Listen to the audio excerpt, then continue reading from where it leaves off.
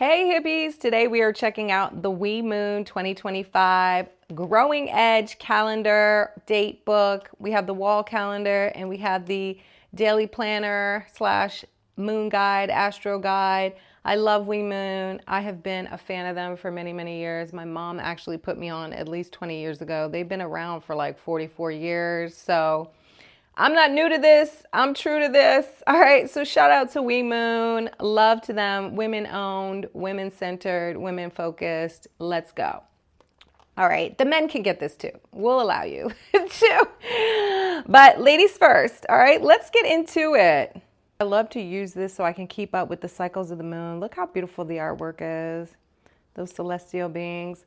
One of the things I really like about this book or this calendar is that the artwork, and there's poetry too. My Venus in Pisces just eats it up. Now I can tell you, I tried to record this review like 50 times, but Mercury and Mars are retrograde.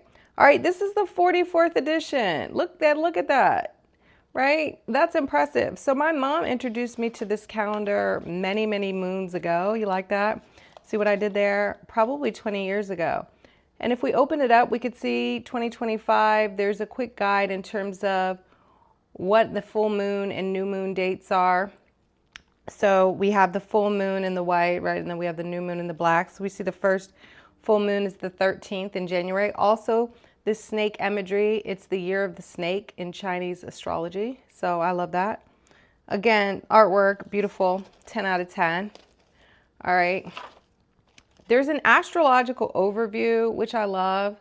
So you kind of get the astro tea. Well, you do get the astro tea for all of 2025, talking about the different outer planets that are shifting signs and all that kind of jazz, right? So you can keep up with what's going on.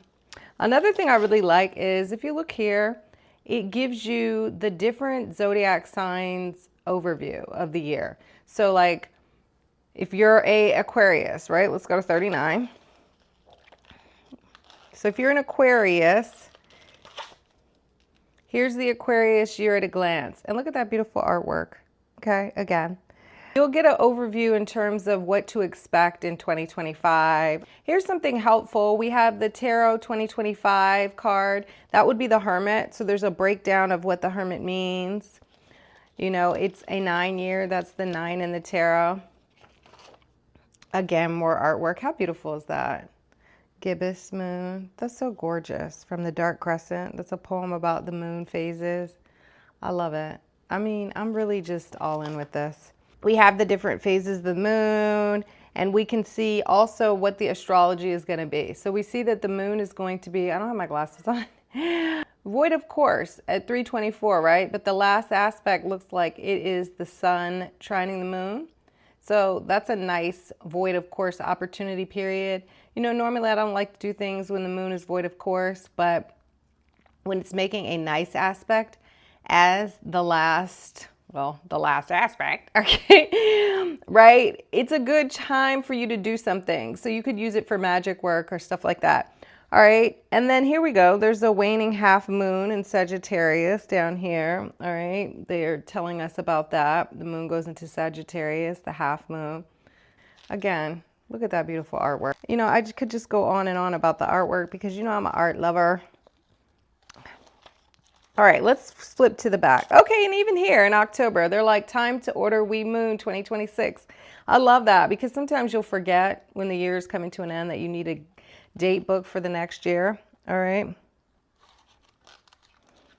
Also, what I like in the back, those are the art contributors, giving credit to all the artists in the book, but is there's a breakdown, right, of direct or retrograde, the lunar nodes, a little astrology information so you can understand what the glyphs mean. So if you don't know how to read, like how I just said, oh, the sun is trying the moon, maybe you don't know what that means. You can come back here and they talk about the different aspects and exactly what they mean. So you'll be able to understand. And then also the symbols like void of course, that's what I was just talking about. That's when the moon is rogue, it's doing its own thing. When the moon is void, people say you shouldn't do things. Well, people say, witches and woo-boo say, okay, that you shouldn't necessarily start things or you should do things that you don't want anything to come up. So like filing your taxes. There are certain exceptions, like when the moon is void, but the last aspect is a positive aspect. It could be an opportunity period. Here's some more planetary information. So if you don't know what Saturn is, if you don't know what Uranus is, okay, Mercury, you're able to get that tea.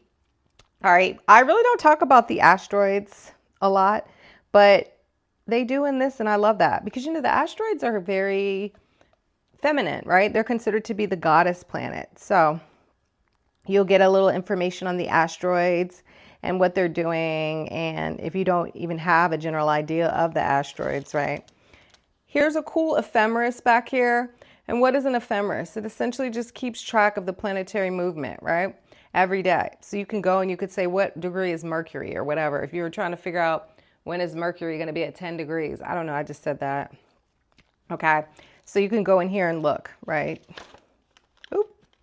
Then I also like that there's this quick reference guide at the end with all of the phases of the moon. Love that for us so you can keep up. And it also says, okay, today, well, not today, but you know, the day that we're looking at. The moon is in Aries. Oop, the moon is in Aries today. So here we go. We know that we want to get active. We want to make things happen. It's time to go. More products that they offer. So love that. Actually, this is very cool. That tote bag is cute.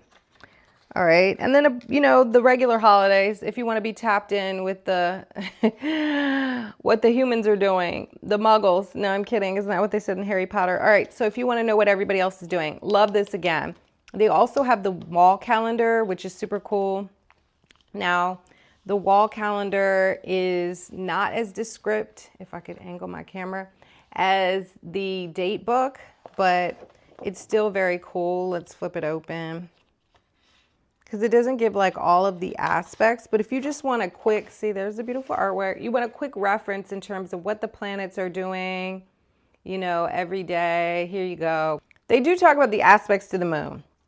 All right, so you'll see that the sun is opposite the moon. All right, that's when we have a full moon. Or they'll talk about the moon entering a different sign. If you just want to look and see like what is the moon doing. And it also has the beautiful artwork. So hanging on the wall, it's very, very gorgeous, right?